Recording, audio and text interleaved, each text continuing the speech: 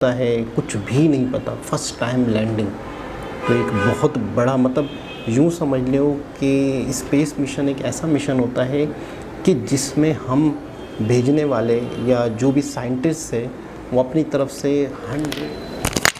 अस्सलामुअलैकुम, नमस्ते, सत श्री अकाल। उम्मीद करता हूँ ठीक होंगे, खुश होंगे। दोस्तों जहाँ रहें खुश रहें, माँ बाप का ख्याल करें कि भाई माँ बाप है तो सभी कुछ है। दोस्तों आज की हमारी वीडियो है फुल मून डॉक्यूमेंट्री इन हिंदी। देखते हैं इस वीडियो में क्या है।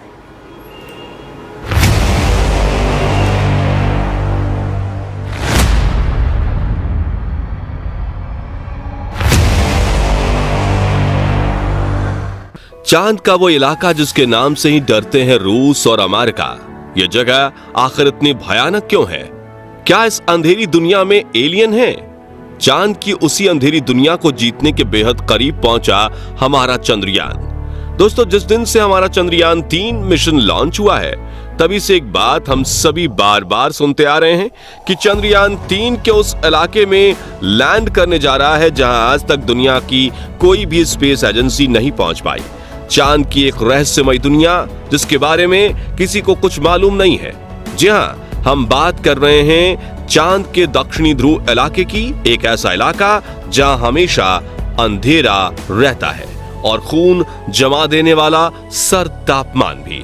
क्या आपने कभी सोचा है कि 1972 के अपोलो मिशन के बाद नासा वापस चांद पर क्यों नहीं गया? क्यों रूस की स्पेस एजेंसी रोसकॉसमोस ने 1976 के बाद अपना अगला मून लूनर मिशन भेजने में 47 साल का समय लगाया? क्या चांद से जुड़ा कोई ऐसा रहस्य है जो आम इंसानों से छुपाया गया है? आज की इस वीडियो में हम चांद की अंधेरी दुनिया के इन्हीं रहस्यों को समझेंगे और साथ ही आपको बताएंगे कि चंद्रयान 3 को इस इलाके में लैंड कराने के लिए इसरो ने क्या खास प्लान बनाया है।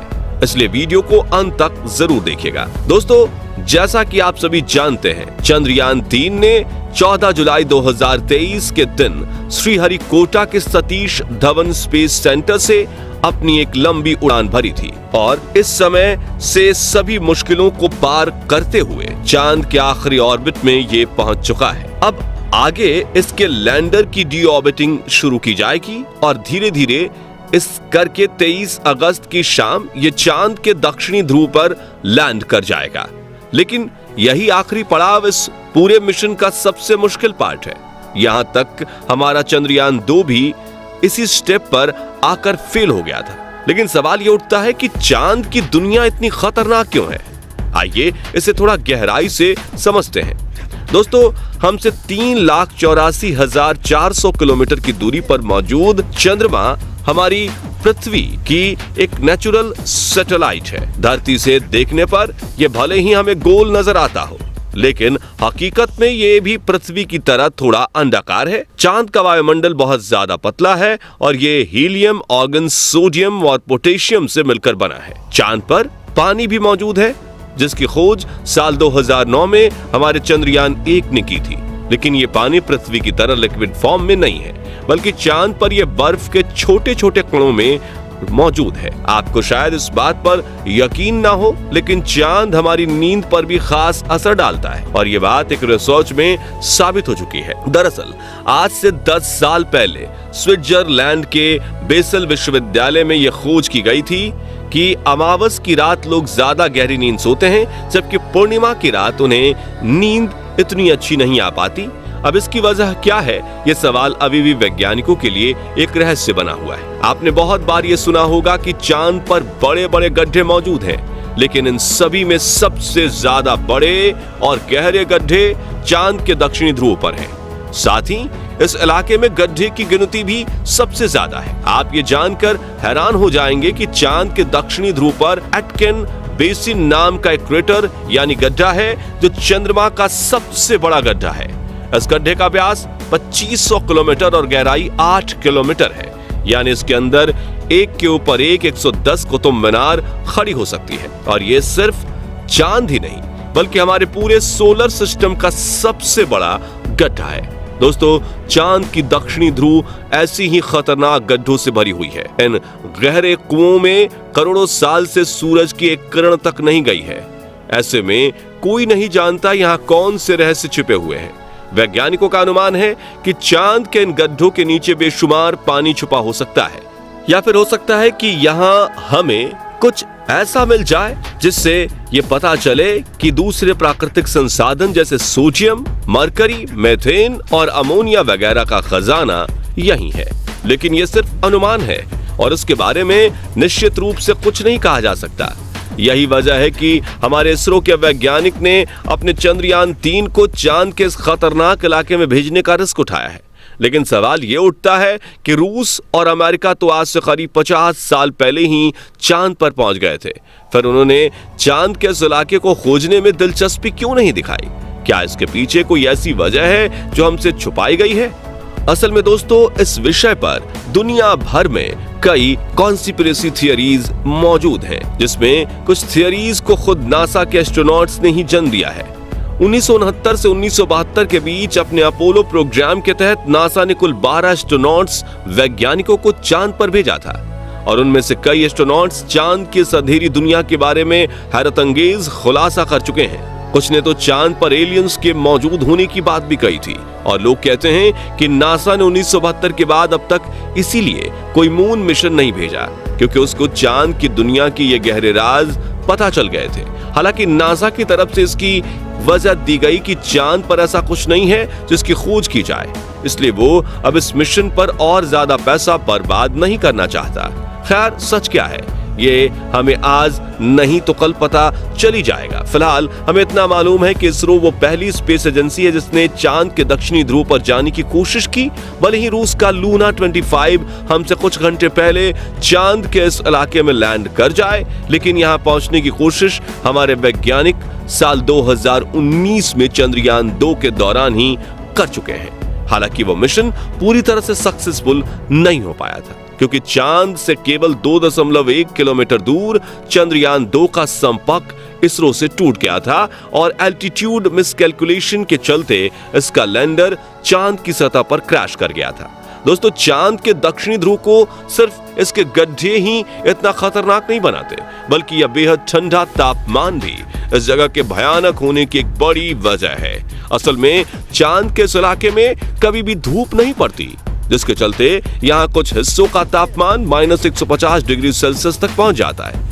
इतनी ज्यादा ठंड हम इंसानों के सरवाइव करना तो दूर की बात, यहाँ भेजे जाने वाले लैंडर और रोवर्स का काम करना भी हद से ज्यादा मुश्किल बना देते हैं। यही वजह है कि इसरो से पहले कोई भी स्पेस एजेंसी चांद के इस इलाके में अपना मिशन भेजने की हिम्मत भी नहीं कर पाई। अब अगर चंद्रयान 3 की बात करें तो इसरो वैज्ञानिकों ने इसको चंद्रयान 2 की हर एक कमी और गलती से सीखकर पहले से कहीं ज्यादा मजबूत और एडवांस बनाया है ताकि ये मुश्किल से मुश्किल परिस्थिति में सफलतापूर्वक लैंड कर पाए। उदाहरण के लिए पिछली बार चंद्रयान 2 के लैंडर में 5 थ्रस्टर्स लगाए गए थे, लेकिन इस बार लैंडर के बैलेंस को ध्यान में रखते हुए इसके अंदर 4 और भी ज्यादा पावरफुल थ्रस्टर्स इंस्टॉल किए गए हैं। साथ ही इस बार विक्रम लैंडर की लेग्स को भी पहले से ज्यादा बड़ी और मजबूत बनाया गया है और इसकी फ्यूल कैपेसिटी भी चंद्रयान 2 से ज्यादा है ताकि जरूरत पड़ने पर इसका इस्तेमाल किया जा सके। और सबसे जरूरी चीज कि इस बार चंद्रयान 3 के लैंडर में लगा on board computer system landing site को एनालाइज करने के लिए तस्वीरों की जगह लाइव वीडियो का इस्तेमाल करेगा और इसको ये वीडियो पहुंचाने का काम करेंगे लैंडर हॉरिजॉन्टल वेलोसिटी कैमरा यानी LHVC।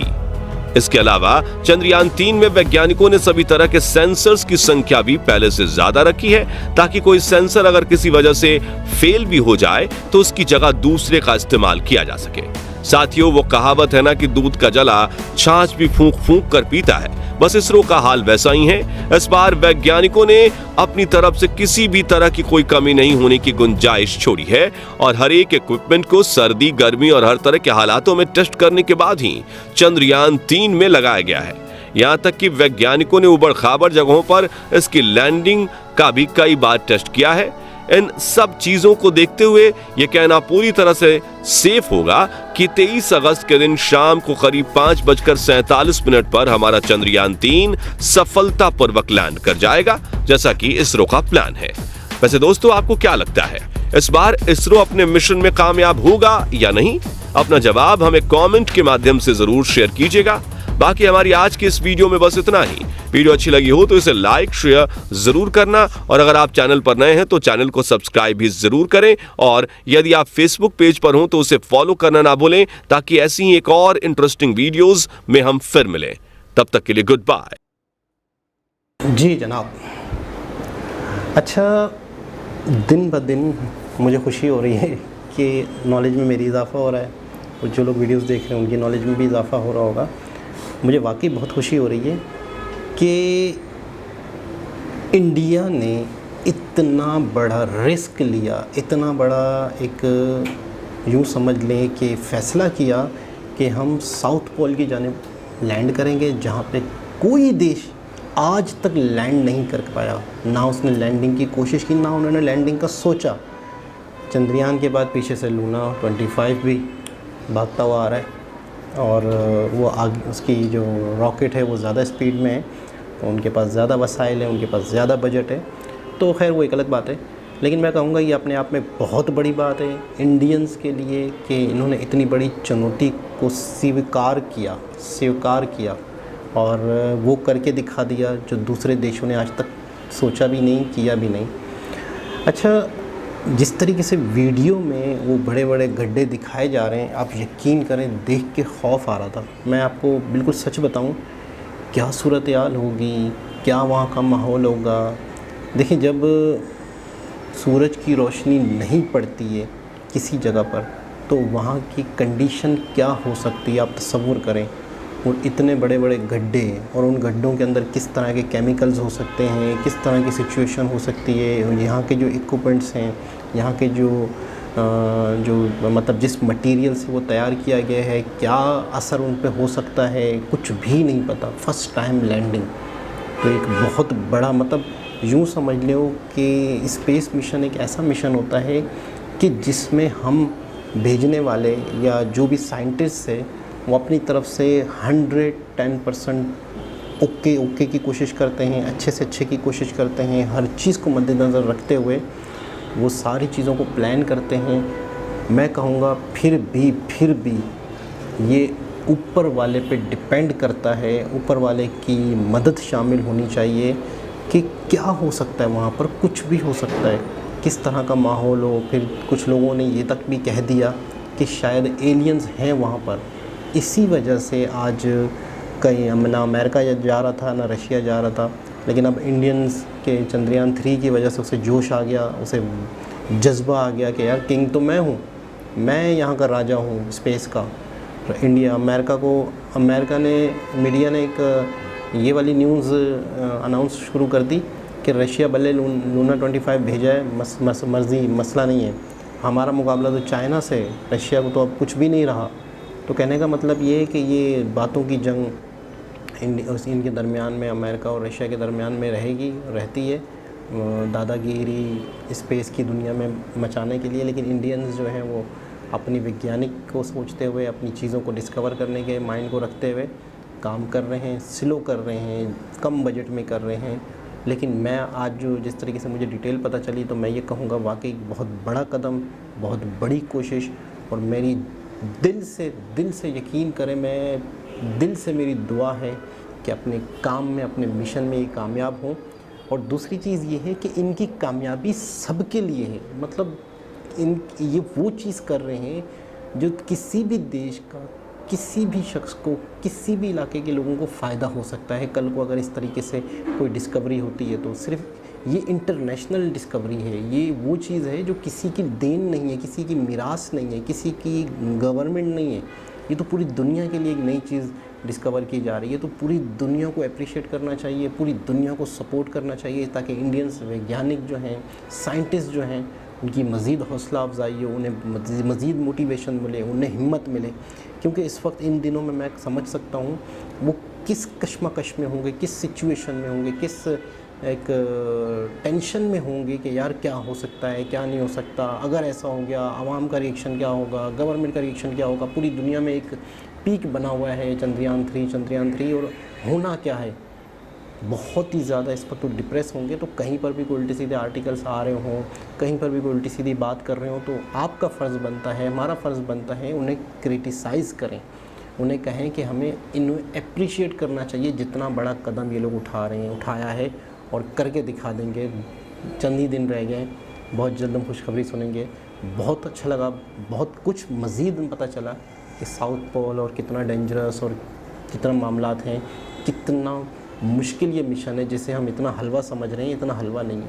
तो दोबारा किसी और के साथ मुलाकात होगी, जब तक के लिए अल्लाह हाफ़िज़।